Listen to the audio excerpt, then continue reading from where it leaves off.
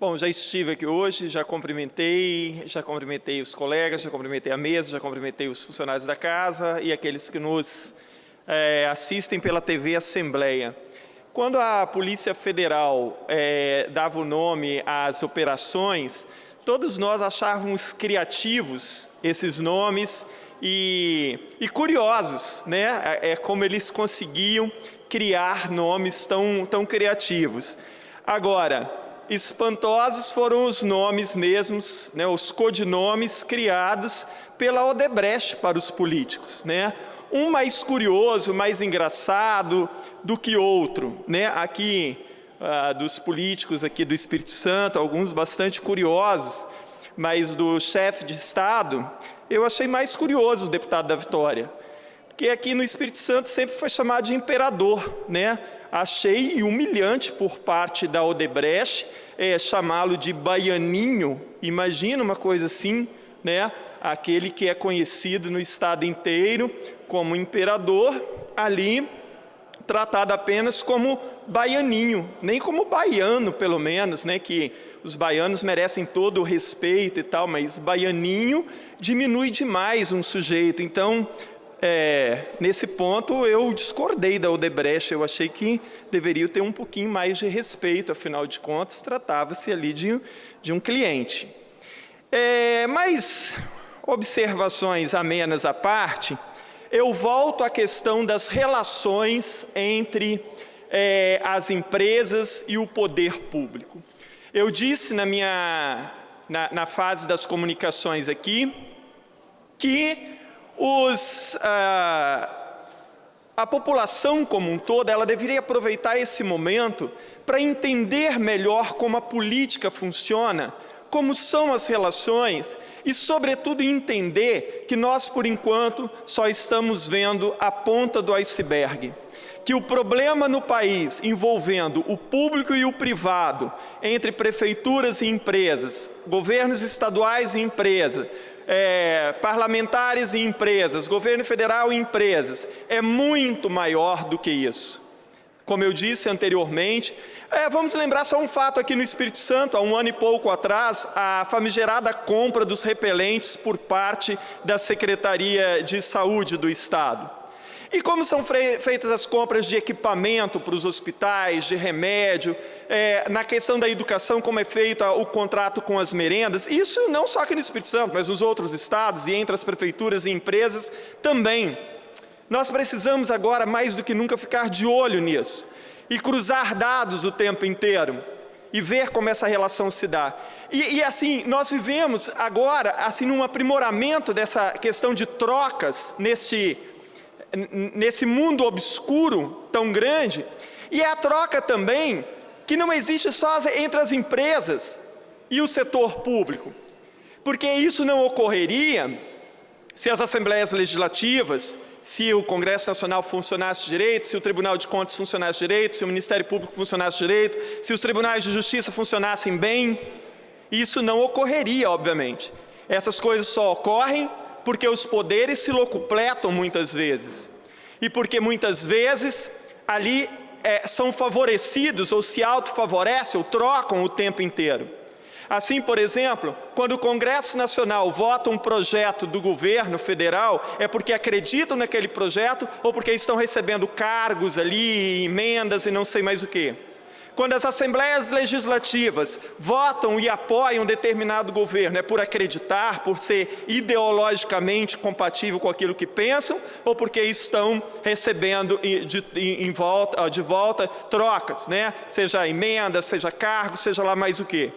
Então isso se repete tanto entre o público e o privado, quanto entre as instituições públicas ao mesmo tempo. Por isso que a população tem que sair dessa questão de achar que o problema é só a Lava Jato e que o problema seja apenas a Odebrecht com determinados políticos. Há questões muito mais profundas a serem investigadas e entendidas. Como eu disse antes, né, a população ela tem que agora aproveitar esse momento tem que ser didático, para que ela entenda efetivamente essas relações. Nós estamos num momento em que a população encontra-se extremamente desanimada desestimulada em participar, porque ela já não sabe mais onde está a verdade, em quem confiar. Mas a ação deveria ser o contrário. A população deveria se aproximar agora para entender melhor, para ajudar a mudar isso a partir do ano que vem, nas próximas eleições. Porque só com a participação da população é que nós conseguiremos mudar esse quadro. Porque, para além de tudo que está acontecendo, a pergunta agora é: qual é a legitimidade de parte das lideranças políticas brasileiras para promover as reformas necessárias? Quando você tem ali mais de 1/3 do Senado envolvido nessas questões, quando você tem uma parte da Câmara dos Deputados, quando você tem governadores, 12 governadores pelo menos citados, como nós já dissemos, ninguém está sendo condenado, mas isso é um problema e que traz à tona questões muito complicadas e que mostra a que ponto nós chegamos no Brasil no que se refere a patrimonialismo, personalismo, falta de republicanismo, falta de ética completa, falta de respeito completo pela população. Nós chegamos, eu não sei se tem poço, eu sempre brincava com os meus alunos na escola, quando eu ainda estava na sala de aula, que no Brasil nós não chegamos no fundo do poço porque já roubaram o poço há muito tempo. Mas se existe poço, nós chegamos no fundo dele. Ou não, porque aqui nunca se sabe, quando você acha que chegou-se ao fundo, parece que o poço tem um subterrâneo ainda. Eu falei antes sobre o livro, o ensaio do Norberto Bobbio, Democracia e Segredo, e o segredo, ele é travestido, ou melhor, ele é escondido, ele é mascarado o tempo inteiro, usando dinheiro público. Então, eu não sei se aqui no Estado o governador é culpado, se não é, isso é a justiça que vai dizer. Mas uma coisa eu sei, e que eu estou dizendo aqui há 2 anos, o governo tem mentido muito aqui no Estado. Isso eu sei. Eu denunciei há quase 1 mês na Procuradoria-Geral da República o mascaramento que ocorre na questão do investimento da educação, enquanto a imprensa local e as instituições fazem um silêncio ensurdecedor sobre esse crime de responsabilidade. Eu sei que tem se mascarado a situação da educação com um projeto marqueteiro, enquanto a educação está abandonada. A questão da segurança veio à tona no Espírito Santo recentemente com aquela questão da paralisação. Então, o que eu sei é que tem se mascarado a realidade o tempo inteiro. E isso é uma verdade que não pode ser escondida e que cada vez mais ela vem à tona. Sobre essa questão dos policiais, eu tenho recebido o tempo inteiro mensagens de policiais e de familiares que estão sendo perseguidos pelo governo, muita gente acusada, sem e presa até, e não sei mais o quê. Talvez o governador, se ele é inocente disso, ele esteja sentindo na pele o que ele está fazendo com os policiais, acusando muita gente, mandando prender, mandando demitir e não sei mais o quê, sem provas concretas a respeito disso. Bom, eu encerro a minha fala alertando mais uma vez aquele que nos ouve. Aproveitem esse momento para entender o que é a política desse país, o que é a política desse Estado. Nós temos um país fantástico. Eu fico imaginando, são cifras tão milionárias que o tempo inteiro se diz que foi pago de propina e foi desviado e não sei mais o quê, só nisso, que continua sendo a ponta do iceberg.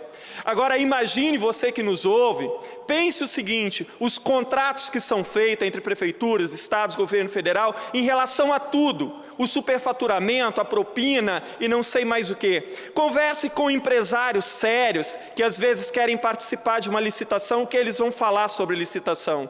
Todos os empresários sérios acabam desistindo de participar de licitação, porque as licitações, na maioria das vezes, já estão viciadas, já se sabe quem serão os vencedores.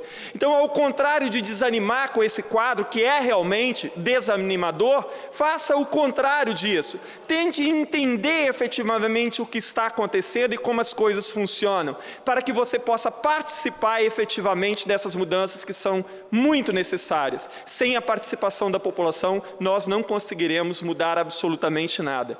Muito obrigado, presidente.